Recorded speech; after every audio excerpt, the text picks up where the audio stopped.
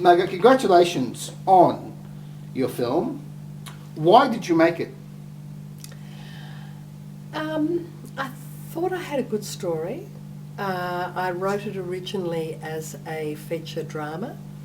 It was set in the 70s, and I unfolded the secret that I unfold in the film was unfolded in the drama, but I fictionalised it, and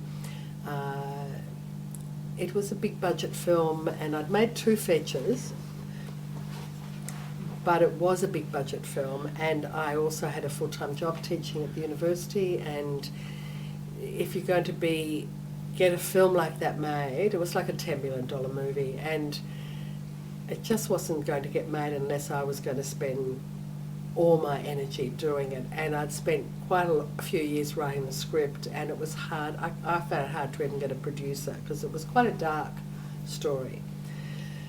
And I put it away for a while, but I still felt this, it's like the itch, the need to tell the story. Yeah, I mean, why did you feel the need to put on film the story of your family, of your mother and your father and your sisters? I think that one of the things that I've done as a filmmaker has been to make films about the things that society would like to silence. And so all of my films have looked at those sorts of things, but the big silences were in my own family. And one of them was around mental illness, because my father was mentally ill. And I think culture would like to silence that dialogue, and I felt the need to speak it. And I think I'm certainly not alone in growing up in a dysfunctional family. I'm not alone in having a parent who's mentally ill, and I thought that this story, I felt the need to tell it, and I wanted to understand it. When I first started making it as a documentary, I didn't know if I had a documentary or not. So it was an experiment, and it was an experiment in process too. So I didn't go to the funding bodies. I got a residency in Zurich, at the Zurich University of the Arts, had a 14-week paid residency, and I'd written about creative development, about dropping into an unknown space, and in the early stages of development to find out what I wanted to say and why I wanted to say it, all of those things. So I took I scanned the family photographs, I took my films, because I've used clips from my films in this film, and I thought I'll just see what happens. Have I got a film? Is it going to speak to other people? And my sister used to call it Margot's family film, but she doesn't anymore, because I think through the process of making something, the world is full of memoir, full of autobiography, and we learn from other people's stories. And one thing that someone said to me is she thought that my film gave people permission to speak about mental illness. Yeah, I was very keen to know how you think the film speaks to people, what they are getting out of your story. Well, every time I show the film, people come and tell me their stories. Let me tell you about my mother. This was the big secret in our family. And when I screened it at the university where I work, just to an audience of some students and some friends. I just had one little cast and crew screening, people who'd worked on it. And one of my colleagues said, it really is a universal story. And I thought, thank you, because that's what you work towards, and you make something that's very personal. It's not just for you. Once you put it out there, it's not just for you. It goes out and it speaks this dialogue about other things. And I hope that it does give people permission to think about their own stories and to speak things that are silenced. Your family was going through all of this. Well, when I was growing up in the 1950s here in Melbourne, out in Ringwood, no one talked about it. And it was, once people found out what was going on, they'd all run away. And there was a stigma around it. But, I think that stigma is still here with us today, even though I talk about when we were growing up, there were no support services for us, for a family like ours. I don't remember anyone kind of counselling me or giving us any help. We were very isolated. And I think there are mental health teams now that come in and help people.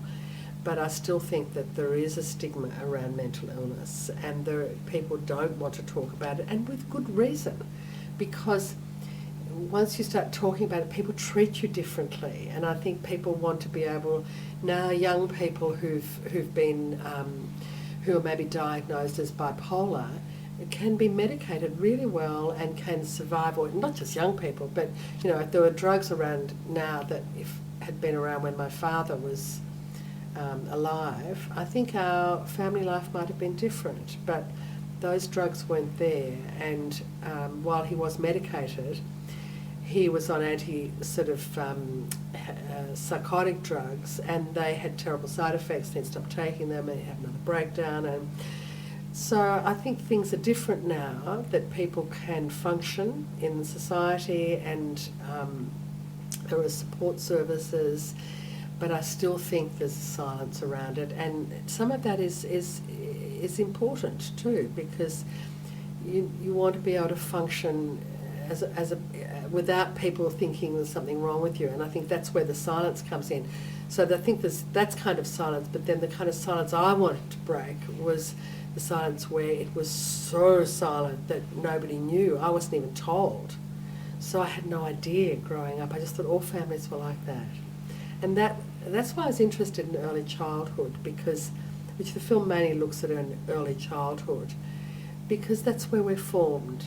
And I think we reproduce things within our own lives. And so as an adult, I've had to do quite a lot of work to understand how that family affected me and in my own behaviour, and to come through that in some way, or hopefully, to come through that and not be in the grip of it. And I think the stuff about mental illness is very tricky still. The film contains a whole raft of revelations, some of which you've known about all your life, some of which you discovered during the research of the film. Yes. Can you just tell me one or two that occurred while you were making the movie that really just knocked you for six? I think to discover that my mother had suffered, a really 2-year depression, because it was a revelation, because she was so armoured, and I never get depressed, and okay, she never gets depressed. Oh, I do sometimes, because we all get depressed, but no, she never got depressed. And then to discover through reading the letters, and that she had really wanted to die, and she'd been, in a terrible place. And when people see the film, that you'll understand why she was in that space. So that was a revelation to me, and I had a lot more compassion for her. But I think when people get depressed, often it is anger turned inwards, and she was very angry, and so she couldn't live in that dark space of depression. So she came out, and her anger came out and attacked other people, and it attacked me, my father, people. She didn't have very many friends. She was quite nasty. She had a vicious tongue at times, and that's how she coped. But I didn't understand why she was like that, and I think going back into the film and going back into the family archives and reading the letters, that was a revelation. I'm very keen to know what has been resolved in terms of your relationship with your mother, given that you knew from an early age that she tried to abort you, which one imagines would have been quite a terrible thing to cope with as a child. Yes, absolutely. Even though you understand why, when you see the film, you understand why she did that. Well, my mother's dead, and my father is dead, and I would never have made the film if they'd been alive. So I think there's been a forgiveness there, a compassion from me towards my mother, because she did things like that. She did tell me how she'd tried to abort herself with me, and I found that very hurtful. But I have more. I suppose there is a forgiveness there, or a compassion, but it's after she's dead.